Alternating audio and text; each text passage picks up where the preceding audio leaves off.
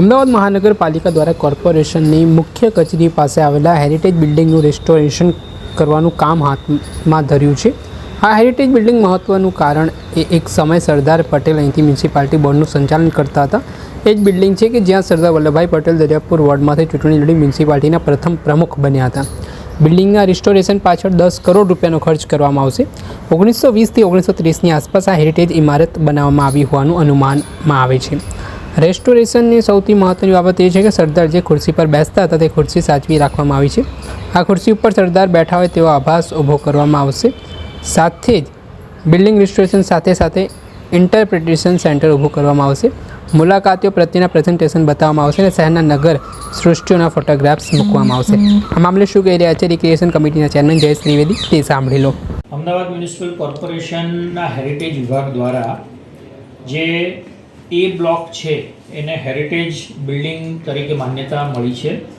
એનું restoration, secretariat, office interior અને પ્રદર્શન અને હેરિટેજ ગેલેરી બનાવવાનું કામ કોર્પોરેશને હાથમાં લીધું હતું। એની જો વાત કરીએ તો આ કામની જે પ્રસિદ્ધિ છે વર્તમાનપત્રમાં 21/2/2023ના રોજ થઈ હતી। આરએફપી 10મી એપ્રિલ 2023ના રોજ ઓપન કરવામાં આવ્યું હતું। પ્રેઝન્ટેશન એનું 5મી મે 2023ના રોજ થયું। એ પછી આ સૌથી ઓછા ભાવના કન્સલ્ટન્ટ કોન્ટ્રાક્ટર જે હતા એમને આ 9,93,00,000ના ખર્ચે આની મંજૂરી મળી। વર્ક ઓર્ડર 4 ઓક્ટોબર 2023ના રોજ આનો વર્ક ઓર્ડર આપવામાં આવ્યો।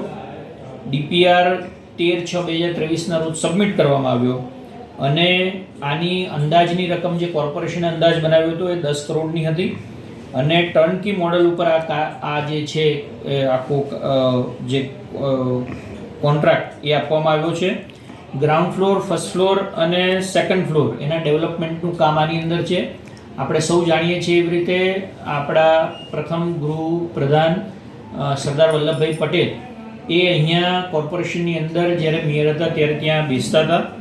ગ્રાઉન્ડ ફ્લોર પર જોવા જઈએ તો ઇન્ટરપ્રિટેશન સેન્ટર, વિદેશથી આવતા લોકો માટે ઇન્ટરપ્રિટેશન સેન્ટર અને વર્લ્ડ હેરિટેજ ટ્રસ્ટનું સેક્રેટરીએટ જે છે ગ્રાઉન્ડ ફ્લોર પર બનવાનું છે।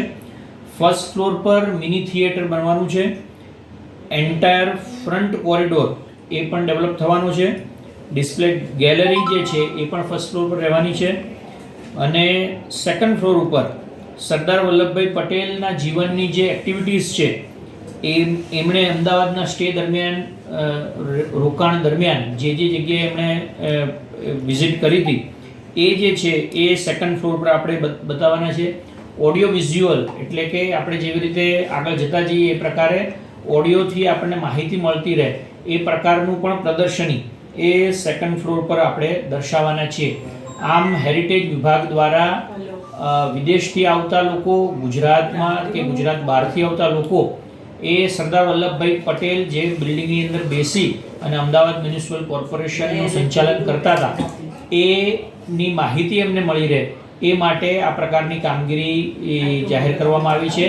6ઠ્ઠા મહિના 2026માં આની ડેડલાઇન છે એટલે જૂન 2026 સુધીમાં કાર્ય પૂર્ણ થશે અને લોકો માટે ખુલ્લું મુકાશે। આપણે સાંભળ્યા હતા રિક્રિએશન કમિટીના ચેરમેન જયેશ ત્રિવેદી। તેમણે આ મામલે મહત્ત્વનું નિવેદન આપ્યું છે અને આગામી દિવસોમાં આ રજિસ્ટ્રેશન માટેની કામગીરી છે તે હાથ ધરવામાં આવશે। દર્શક મિત્રો, એન કવરેજ ન્યૂઝને આપ લાઇક કરી લો, સબસ્ક્રાઇબ કરી લો અને શેર કરવાનું ભૂલતા નહીં।